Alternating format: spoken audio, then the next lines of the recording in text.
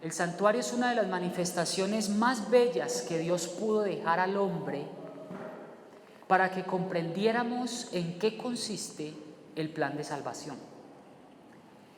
El santuario nace en la necesidad del hombre cuando se separa de Dios. En el mismo momento en que el hombre se separa de Dios por su pecado, en ese momento Dios establece un plan con dos propósitos. Y el primer propósito con el cual Dios quiso establecer el santuario era restablecer en el hombre la vida eterna que perdió.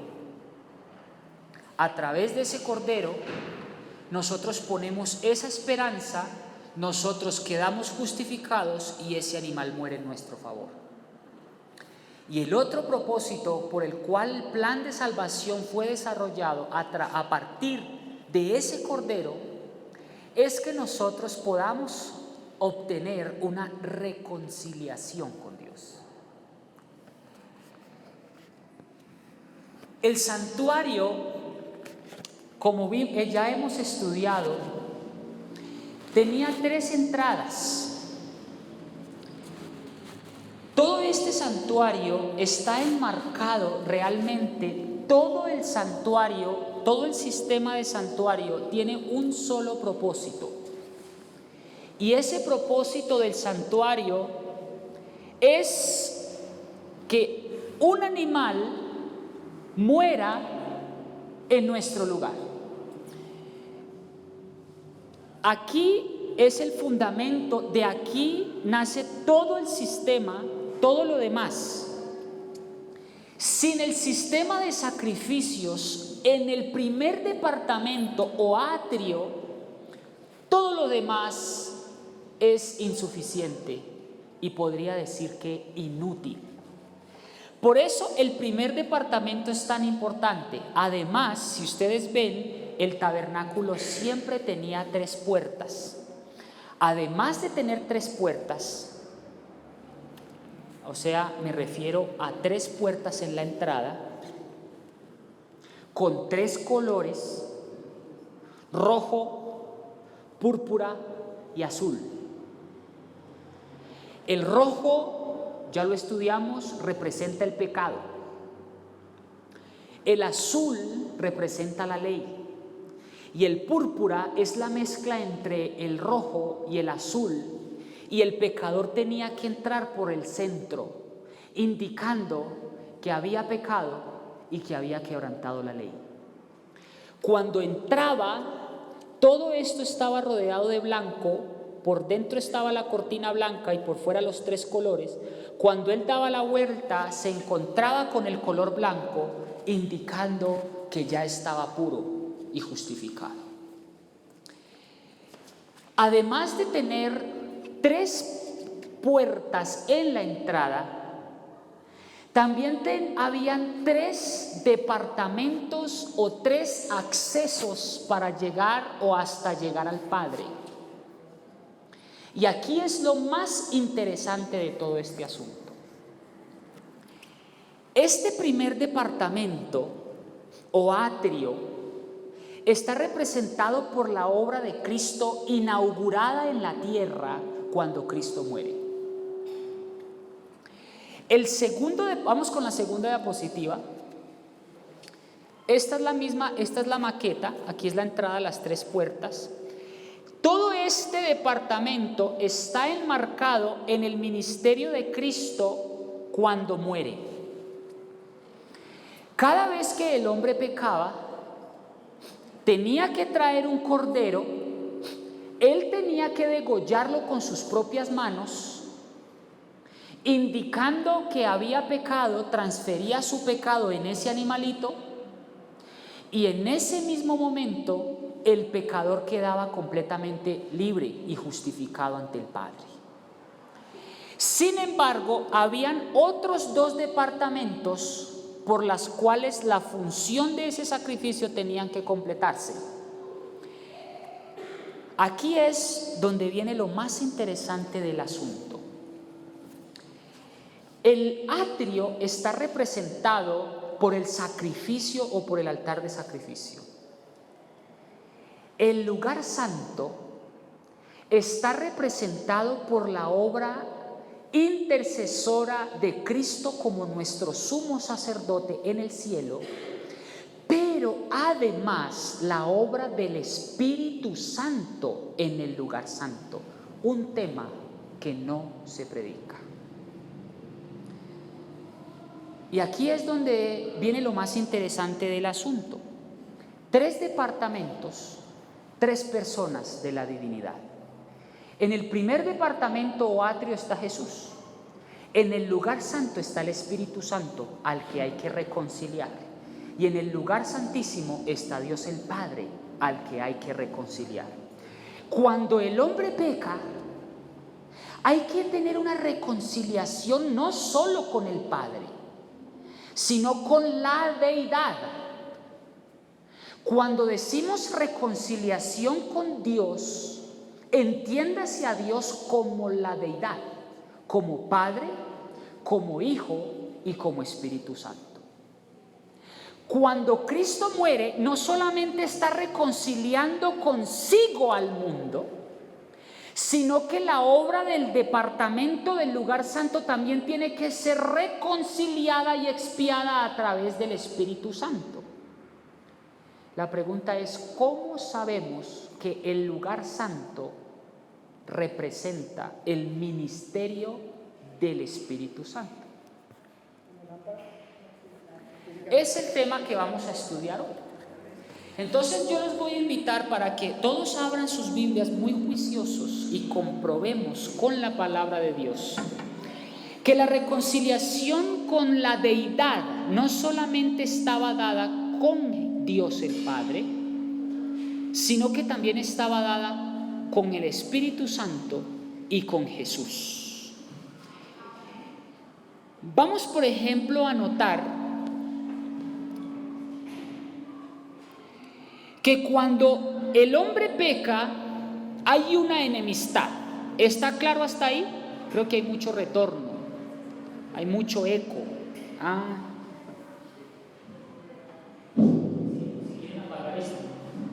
Puede ser por eso. Cuando el hombre peca hay enemistad y separación con Dios. ¿Por qué sabemos que cuando el hombre peca hay una separación con Dios? Dios es santo y su santidad nos indica que un hombre pecador ya no tiene acceso tan libremente al Padre o a la deidad. Ustedes saben que cuando el hombre fue creado, no solamente Dios el Padre creó, sino que Jesús creó y el Espíritu Santo creó. Quiero invitarlos rápidamente para que ustedes vean que la separación no fue dada solamente con Dios el Padre. Quiero que me acompañen a Génesis capítulo 1, versículo 1.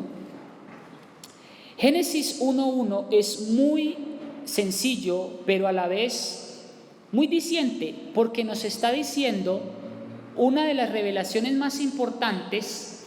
En hebreo dice, Bereshit bara Elohim et hashamayim ve et haaretz.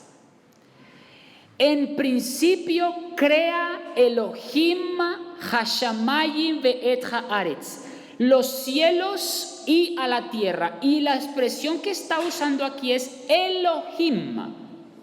La palabra El es Dios y la terminación o el sufijo Him indica pluralidad, intensidad, indica más de uno. ¿Cómo lo sabemos? Aquí dice que los cielos y la tierra fueron hechos por Dios, pero yo pregunto, ¿cuál? Aquí por ejemplo dice Dios. Aquí hay un concepto que siempre tiene que quedar claro en la mentalidad de un adventista. Cada vez que usted escuche la palabra Dios, no se está refiriendo solamente a Dios el Padre, sino a la deidad, a menos que usted especifique Dios el Padre o el Padre o el Hijo o el Espíritu Santo. Los tres son Dios. ¿Estamos? Miremos, por ejemplo, quiénes actuaron en la creación del hombre. Vamos con con Job 33:8, para que ustedes vean que el Espíritu Santo también estaba presente en la creación.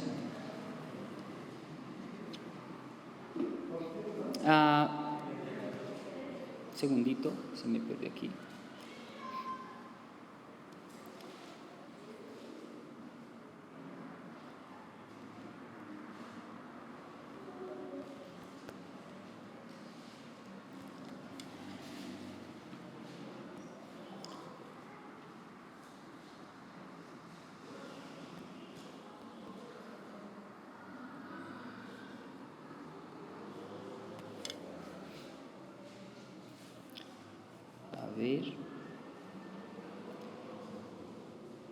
Job 33:4, perdonen. Job 33:4. Miren ustedes quién hace a quién. El Espíritu de Dios me hizo. Beruach Elohim bara atá.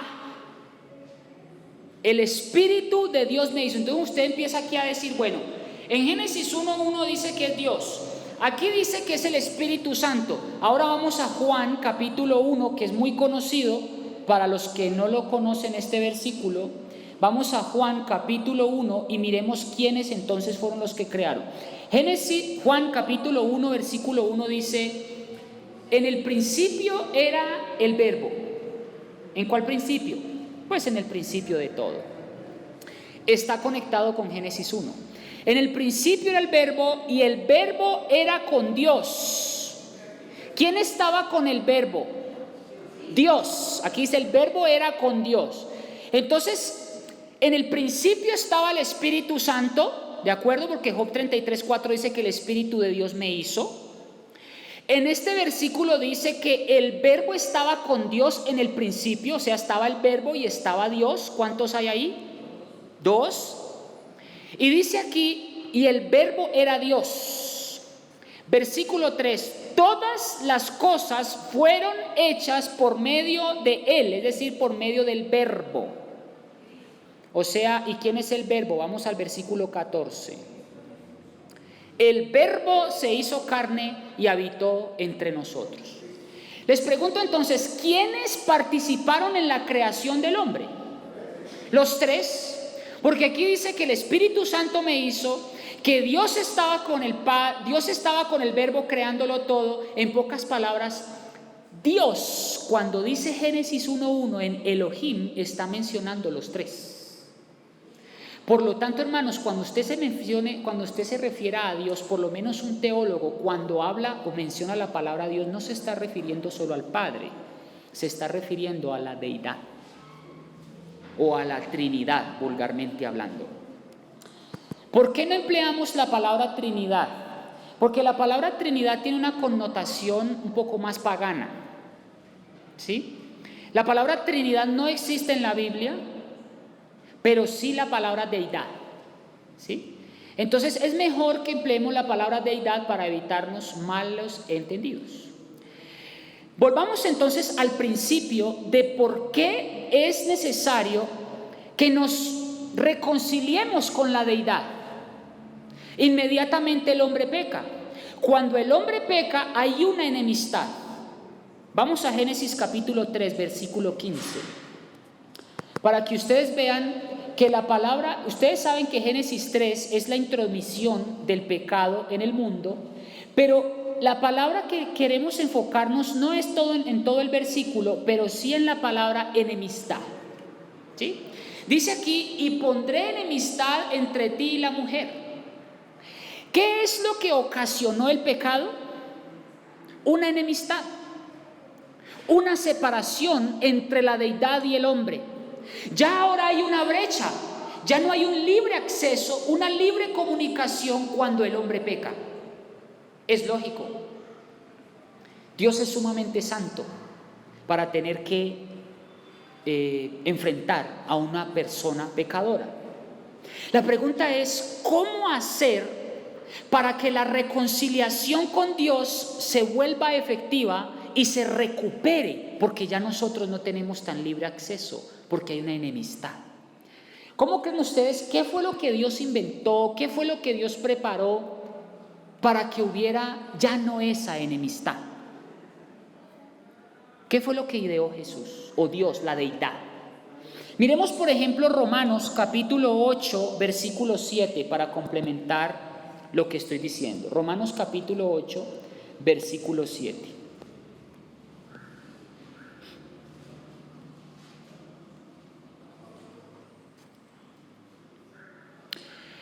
Pues la intención de la carne es enemistad contra Dios, porque no se sujeta a la ley de Dios ni tampoco puede. ¿Se fijan ustedes que nuestra naturaleza ya nos hace separados de Dios? Y Dios mismo lo mostró en el sistema del santuario, mostrando 3 bloqueos para poder llegar hasta el Padre. Miren ustedes que el santuario, la maqueta de Dios, cuando Dios hizo la representación de su santuario, cómo llegar hasta Dios el Padre, habían 3 divisiones, empezando por aquí, por la puerta. Hay una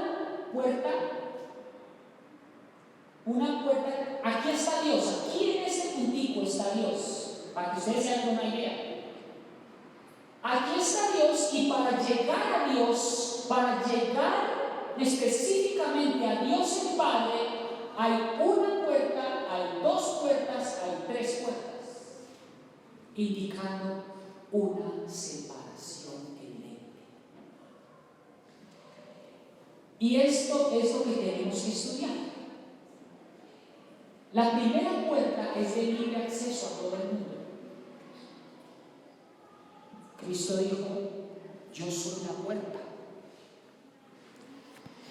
La segunda puerta, esa está medida, esa por ejemplo, aquí lo podemos ver. Hay una separación, para estar en el lugar santo, ¿qué hay?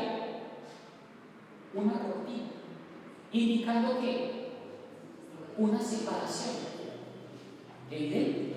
Cuando Dios hizo el santuario, no la hizo de un solo estadio como este, que se puede ver aquí hasta allá al fondo. No. Dios hizo 3 puertas. La pregunta es: ¿por qué 3 puertas? ¿Por qué 3? No 4. Porque hay una enemistad contra los 3: contra el Padre, contra el Hijo y contra el Espíritu Santo. Miren, por ejemplo, vamos a demostrar que el lugar santo está dado dentro del ministerio del Espíritu Santo. Quiero que ustedes miren, vamos a ver, esperen un segundito, aquí. Voy a voltearla aquí para ver mejor.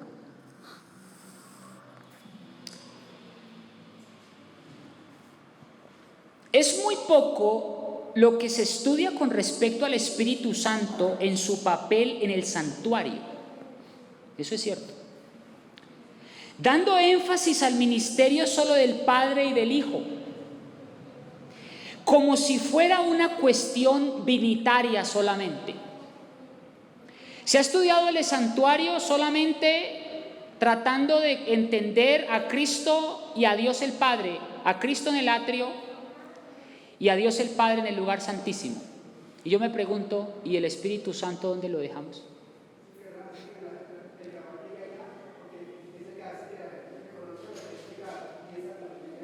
Vamos a estudiarlo, hermano. Sin embargo, un estudio detallado y serio del santuario jamás puede menospreciar el rol fundamental del Espíritu Santo en el santuario celestial, y más específicamente su rol en el ministerio del lugar santo. Quiero que miren ustedes Efesios capítulo 2, versículo 18. Y quiero que por favor algún hermano me lo lea. Efesios 2, 18.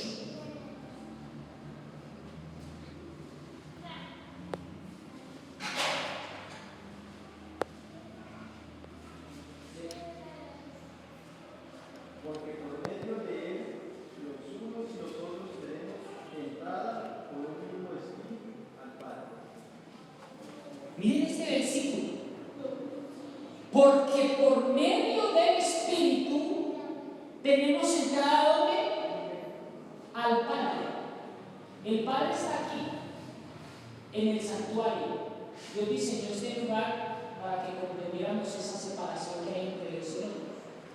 Y aquí dice que esta puerta de aquí y esta puerta de aquí hay un bloqueo, pero dice que para llegar al Padre necesito ¿qué cosa? Necesito al Espíritu Santo. ¿Alguien me lo puede leer otra vez?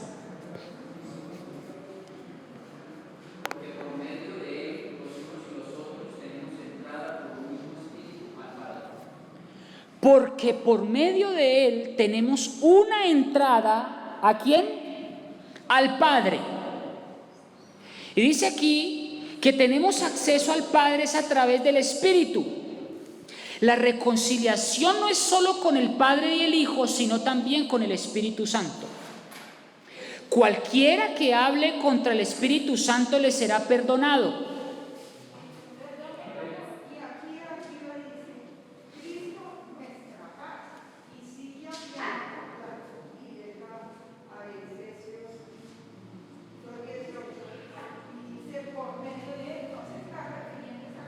Sí, tenemos que tener en cuenta, ya vamos a seguir haciendo el estudio para ver qué revelación nos da en consecuencia con el ministerio del Espíritu Santo.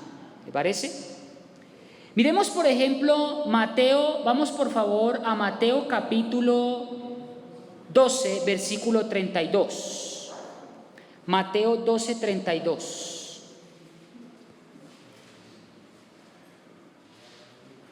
¿Alguien me lo puede leer, por favor? A cualquiera que dijere una palabra contra el Hijo del Hombre le será perdonado, pero el que hable contra el Espíritu Santo no le será perdonado, ni en este siglo ni en el venidero. Quiere decir que si atentamos contra el Espíritu Santo, también hay algo que tener en cuenta y en consideración. Porque aquí dice que cualquiera que hable contra el Espíritu Santo le será perdonado. Pero el que hable contra el Espíritu Santo, el que hable contra Jesús le es perdonado, pero el que hable contra el Espíritu no. Pregunta, entonces, ¿el Espíritu Santo también juega un rol importante dentro del plan de redención? Por supuesto que sí. Miremos, por ejemplo, Marcos capítulo 3, versículo 29. ¿Qué dice? ¿Algún hermano, por favor? Marcos 3, 29. Esto es un estudio bíblico, más bien. Pero cualquiera que blasfeme contra el Espíritu Santo no tiene jamás perdón, sino que es feo de juicio eterno. Muy bien.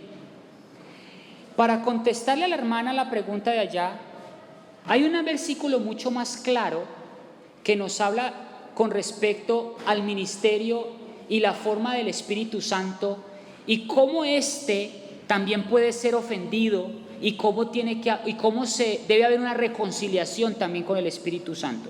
Quiero invitarlos a que miren por Efesios capítulo 4, versículo 30. ¿Alguien, por favor? Efesios 4, 30.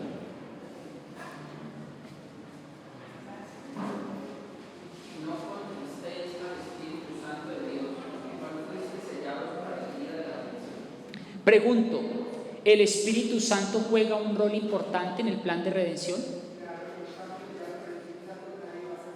Sí, porque aquí la Escritura está diciendo que no entristezcamos ¿a quién? Al Espíritu Santo. Ahora, por medio de Jesús se reconciliaron todas las cosas, no solo en la tierra, sino en los cielos, habiendo hecho paz mediante la sangre de su cruz. Eso está perfecto. Pero tenemos que ahora enfocarnos. Queda claro entonces que el Espíritu Santo también se puede contristar. Queda claro de que hay que reconciliar también al Espíritu Santo dentro del ministerio del santuario. Pero miremos enfáticamente cómo es que el Espíritu Santo juega un papel fundamental dentro del lugar santo específicamente. Ya saben ustedes que la primera puerta conecta con el primer departamento, como lo pueden ver ahí, donde está el atrio, donde está ese lavacro, donde está el sacerdote alzando las manos. De ahí para atrás todo eso conecta con el lugar del ministerio de Cristo. ¿Lo puede volver, por favor, esta? Todo este ministerio, toda esta puerta, incluida la primera puerta y el primer departamento, corresponde al ministerio de Cristo. Miremos, por ejemplo, quién es esta primera puerta. Y quiero invitarlos para que miremos, por ejemplo, lo que dice Juan capítulo 10, versículo 9, para que ustedes vean que la primera puerta representa a Jesús y que la segunda puerta representa al Espíritu Santo y la tercera a Dios el Padre. Miremos, por ejemplo, Juan capítulo 10, versículo 9. Fíjense, hermanos, que para tener acceso al Padre habían 3 puertas de reconciliación por las cuales nosotros hacer esa reconciliación con el Padre. Pero Dios no se queda callado, Dios idea un plan para que haya esa reconciliación. Miremos quién es esa puerta. ¿Algún hermano, por favor, que me lea Juan 10, 9?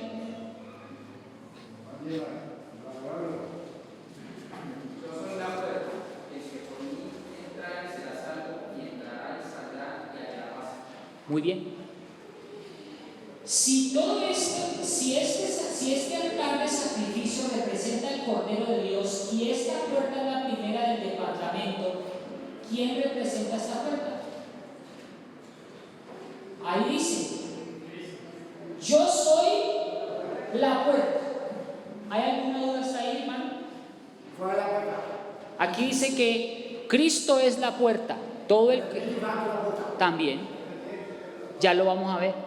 Miremos, por ejemplo, que la segunda puerta y el segundo departamento tiene que ver con el servicio de intercesión que hacía el sacerdote en el departamento del lugar santo. Este departamento estaba básicamente compuesto por el incienso, las oraciones de Israel y la intercesión por parte del sacerdote en favor del pueblo.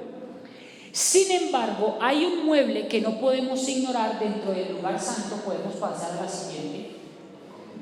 Y es, dentro de este departamento hay un utensilio que no podemos ignorar para poder comprender que efectivamente el Espíritu Santo cumple una obra en el lugar santo, y es el candelabro.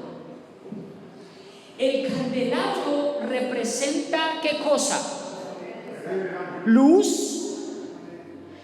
El candelabro representa aceite, ¿sí o no? Miremos, por ejemplo, definitivamente quién es ese candelabro. Fíjate que el candelabro no significa algo, es alguien. Miremos Zacarías capítulo 4, versículos 12 y 14. Y aquí sí, Zacarías capítulo 4, versículo 12. Zacarías 4, 12, y aquí este sí lo voy a leer yo. Zacarías 4 y el versículo 12. Hablé de nuevo y le pregunté, versículo 12, Zacarías 4:12. Hablé de nuevo y le pregunté, ¿qué le preguntó? ¿Qué significan las 2 ramas de olivo que están al lado de los tubos de oro que vierten de sí aceite como oro? Miremos el versículo 12. Y él le dijo: estos son los 2 que fueron ungidos con aceite y que están delante del Señor de toda la tierra. Usted dice, bueno, ¿y esto qué tiene que ver con el candelabro? Muchísimo. Miremos, por ejemplo, el versículo 2 de Zacarías capítulo 4.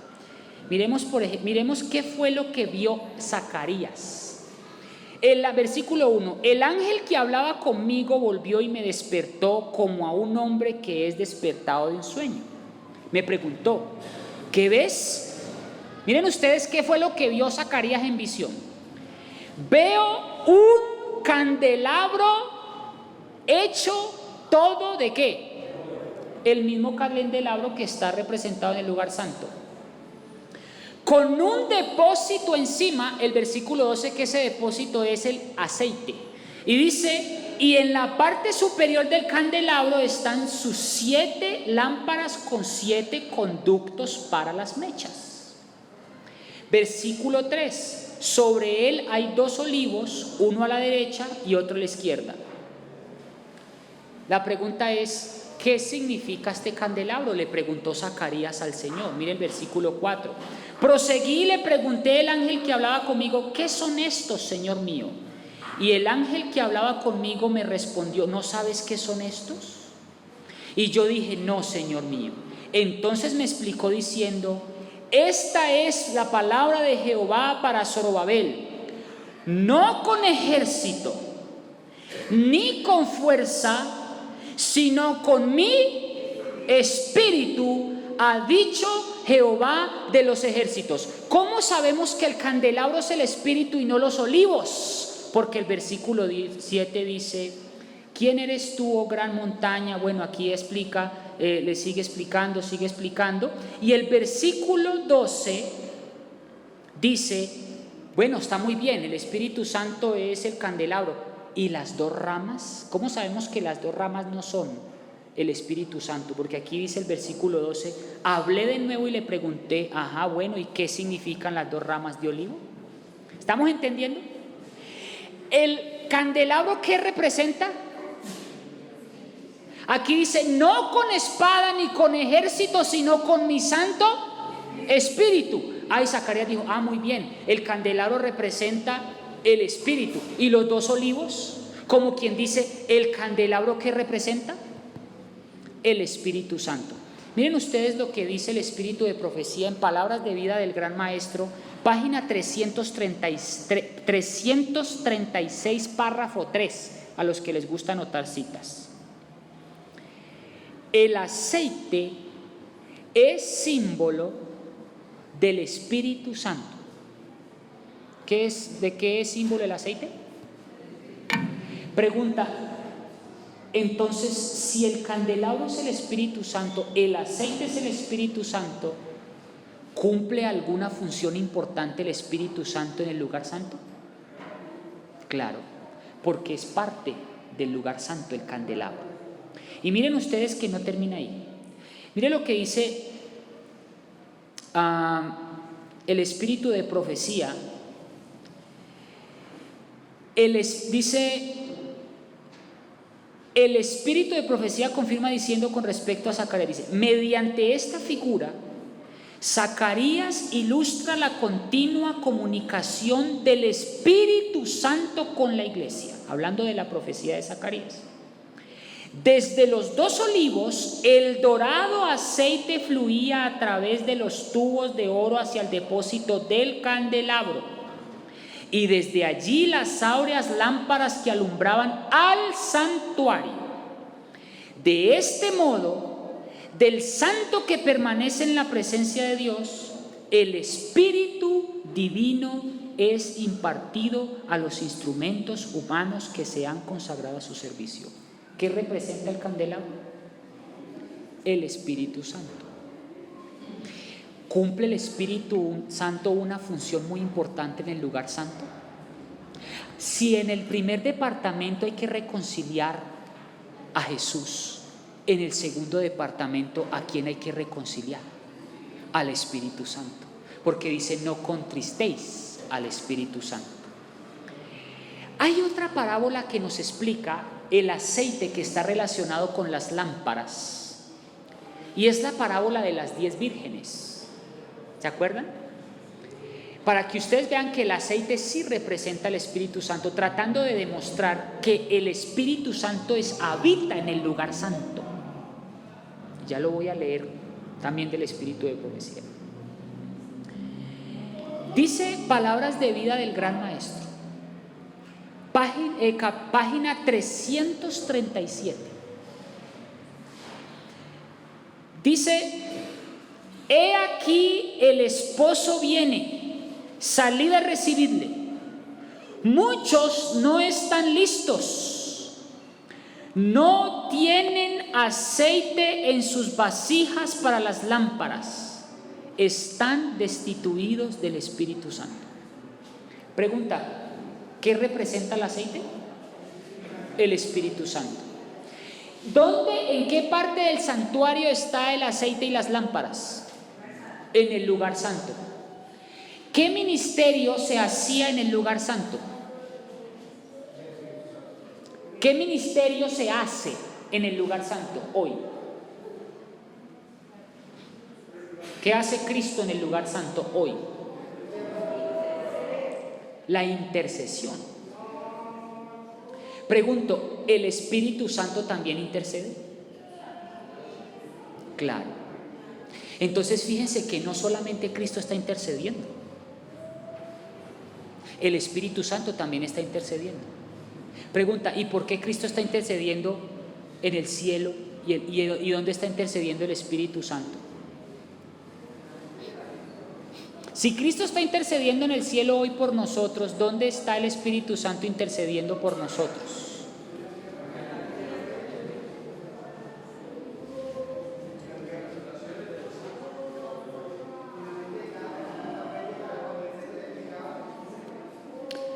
Quiero que me acompañen a Juan capítulo 16, versículo 7.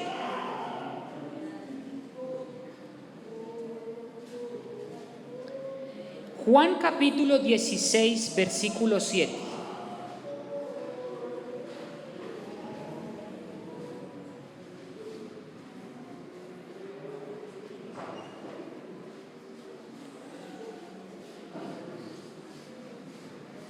Dice: pero yo os digo la verdad, os conviene que yo me vaya, porque si yo no me voy, el Consolador no vendrá a vosotros, y si yo voy, lo envío. ¿Por qué Cristo dice, os conviene que yo me vaya?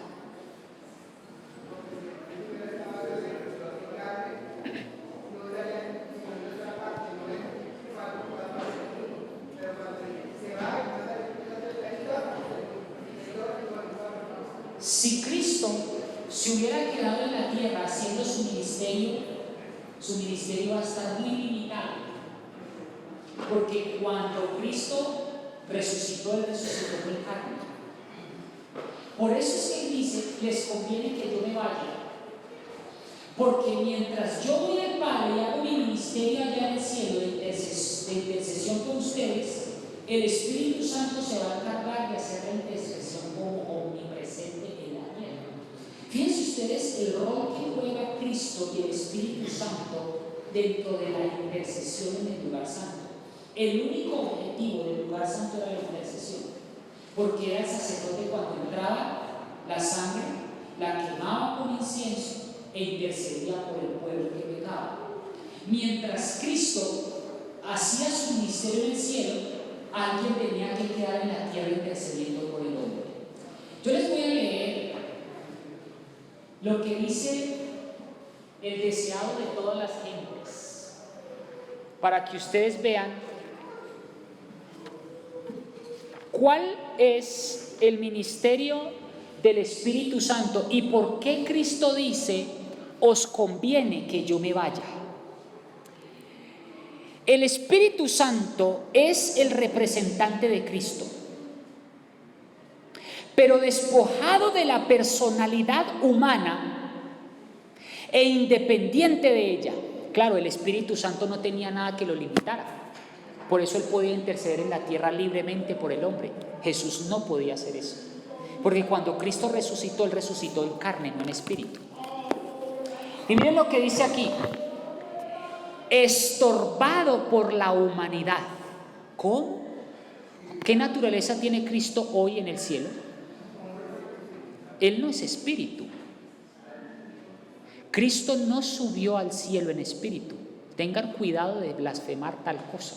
Es una herejía. Ya lo vamos a corroborar con la Biblia. Cristo no subió al cielo en espíritu. Por eso dijo, os conviene que yo me vaya. Porque Él tomó la naturaleza del hombre para siempre, y mientras Cristo está limitado en su carne en el cielo intercediendo por nosotros, tenía que mandar al Espíritu Santo, que es omnipresente en la tierra, para que intercediera por nosotros. Miren lo que dice: estorbado por la humanidad. Cristo no podía estar en todo lugar personalmente, escrito está. ¿Cómo?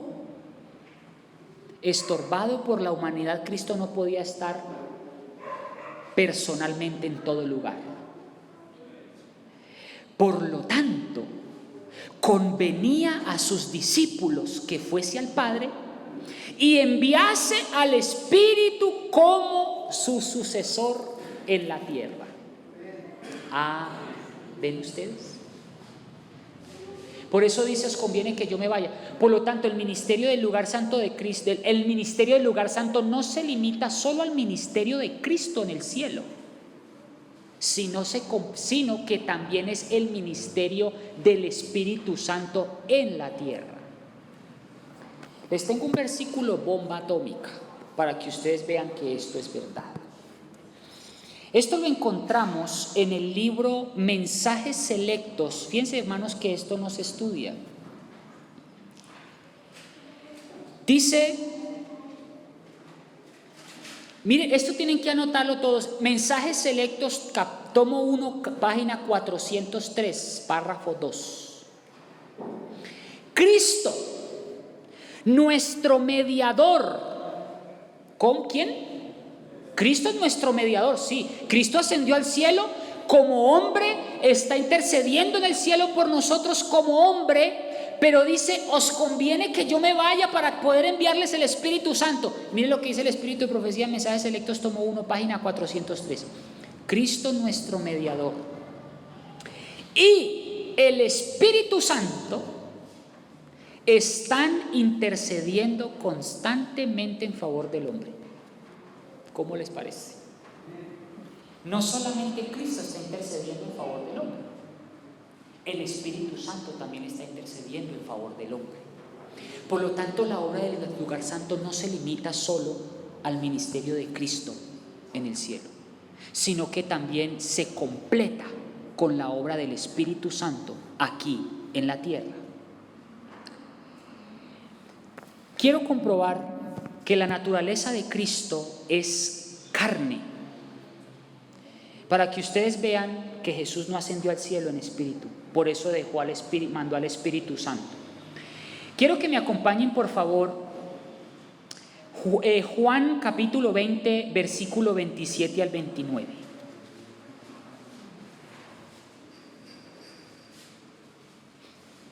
Miremos la forma en cómo resucita Cristo. Juan capítulo 20, versículo 27 al 29. ¿Alguien me lo puede leer, por favor? Juan 20, 27 al 29.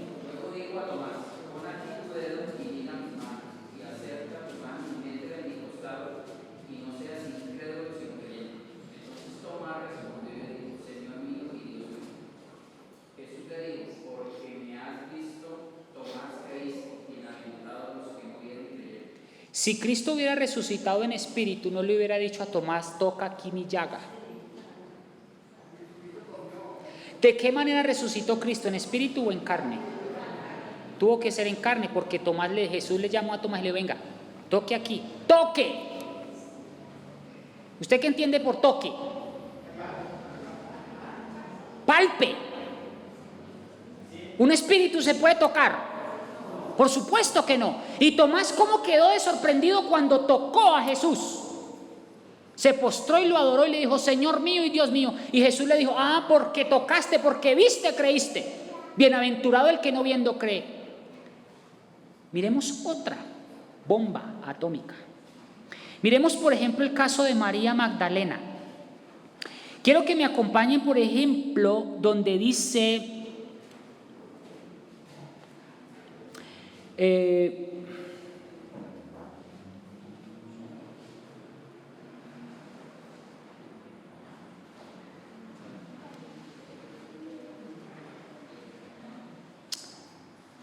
Vamos primero a Hechos 1. Este es el más definitivo. Hechos capítulo 1, mejor. Hechos capítulo 1, versículo 2.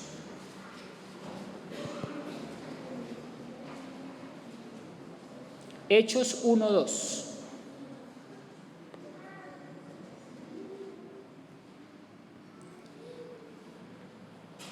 Hasta el día en que fue recibido arriba, después de haber dado mandamientos por el Espíritu Santo a los apóstoles que habían escogido, a estos también se presentó vivo, después de haberles predicado como muchas pruebas convincentes. Durante 40 días se hacía visible a ellos y les hablaba acerca del reino de Dios. Y estando juntos les mandó que no se fueran a Jerusalén. ¿Aquí quién está hablando? ¿Quién? Jesús mostró pruebas convincentes de que había resucitado, y ahorita estaba hablando con sus discípulos. Versículo 4, estando juntos les mandó que no se fuesen de Jerusalén, sino que esperasen el cumplimiento de la promesa del Padre, del cual oísteis hablar. Porque Juan a la verdad bautizó en agua, pero vosotros seréis bautizados en el Espíritu. Por lo tanto, los que están reunidos les preguntaban diciendo: Señor, ¿restaurarás el reino de Israel en este tiempo? Él le respondió: a vosotros no nos toca saber ni los tiempos ni las ocasiones el Padre dispuso para esta autoridad. Pero recibiréis poder cuando el Espíritu Santo haya venido sobre vosotros, y me seréis testigos en Jerusalén, en Judea, en Samaria y hasta lo último de las tierras. Y miren el versículo 9. Después de decir esto, y mientras ellos le veían, él fue elevado. Pregunta, ¿fue elevado de qué manera? ¿En espíritu? Dice que mientras estaba hablando fue ascendiendo. ¿Entienden el concepto? Y una nube le recibió ocultándole de los ojos. ¿Dice aquí que resucitó y se fue al cielo en espíritu? No, con pruebas convincentes de que había resucitado, dijo, hablándoles y charlando con los discípulos. Y mientras hablaba se fue desapareciendo, y la nube lo cubrió y se fue. Y miren aquí, versículo 10.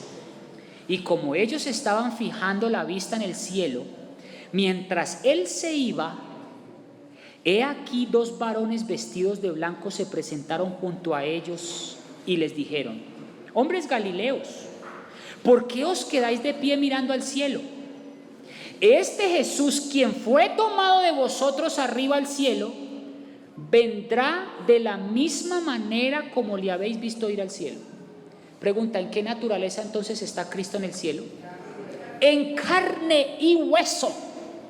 Por eso es que dejó el Espíritu Santo en la tierra, porque dice el Espíritu de profecía que estaría estorbado por su humanidad. Y mientras estuviera estorbado por su humanidad, envió al Paracletos a la tierra, o sea, el Consolador. Quiero terminar, hermanos. ¿Cómo les ha parecido hasta aquí? Quiero terminar la disertación del ministerio del lugar santo del Espíritu Santo.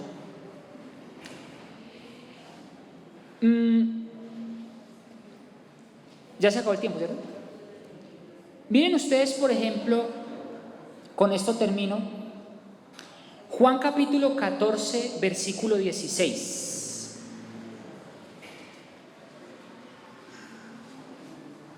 Juan 14, 16. ¿Algún hermano, por favor, que me lea Juan 14, 16?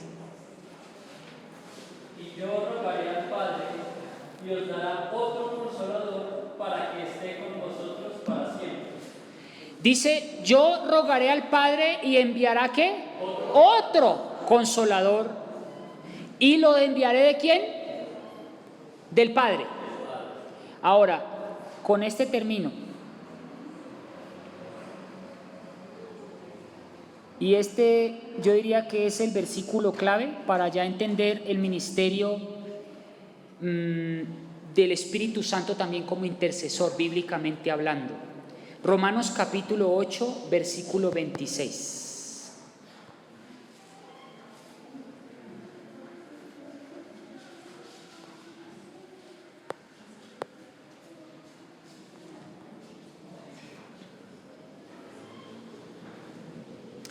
Romanos 8:26 dice: y asimismo también el Espíritu nos ayuda en nuestras debilidades, porque cómo deberíamos orar no lo sabemos, pero el Espíritu mismo intercede con gemidos indecibles. Hermanos, el ministerio del lugar santo no se resume solamente en Jesús. El ministerio del lugar santo y la intercesión a favor del hombre también se gesta en el Espíritu Santo. Por eso el segundo departamento o lugar santo o segunda puerta. Para comprender el ministerio de Cristo, para comprender el ministerio del Espíritu Santo, hay que comprenderlos no aisladamente. El Espíritu Santo también cumple una función fundamental en el santuario y es en el lugar santo. Mientras Cristo intercede en el cielo por nosotros, el Espíritu Santo está intercediendo en la tierra por nosotros. ¿No dicen amén? Amén. Perfecta obra de redención. Ahora ya tenemos dos puertas libres. La de Jesús al morir, entramos y Jesús está libre. Y luego cuando entramos al lugar santo ya tenemos al Espíritu Santo y a Jesús que intercede por nosotros en reconciliación del hombre. Fíjense ustedes cómo el atrio y el lugar santo están vinculados entre sí. El lugar santísimo es el tema del próximo sábado. Así que no se lo pierdan, porque el lugar santísimo o el punto culmen del santuario es el lugar santísimo, y ahí es cuando ya encontramos que las tres personas de la deidad están ahora reconciliadas con el hombre. Mis queridos hermanos, muchas gracias y espero que esta pequeña reflexión nos haga pensar que la obra de Cristo no se resume solamente en el lugar santo. El Padre también juega un rol importante y es en el lugar santísimo, y el Espíritu Santo también juega un papel importantísimo y es su ministerio desde la tierra por nosotros. Que Dios los bendiga. Vamos a colocarnos de rodillas y vamos a pedir la bendición del cielo.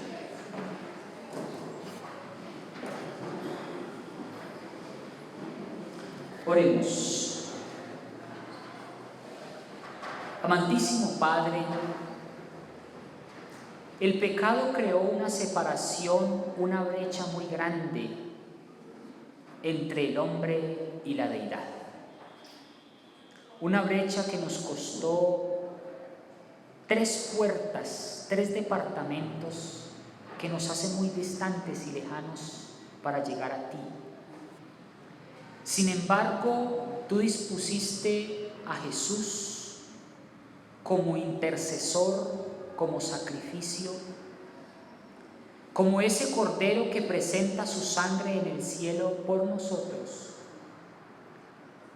Y también dispusiste al Espíritu Santo desde la tierra para que interceda por nosotros con gemidos indecibles. Gracias porque la deidad, el Padre, el Hijo y el Espíritu Santo, están los 3 conectados en favor de la salvación del hombre. Mientras Cristo intercede en el cielo por nosotros, el Espíritu Santo intercede por nosotros desde la tierra. Gracias porque enviaste a tu Hijo y decidió ser carne para siempre por nosotros. Y gracias porque no quedamos huérfanos, porque enviaste otro Consolador para nuestro beneficio.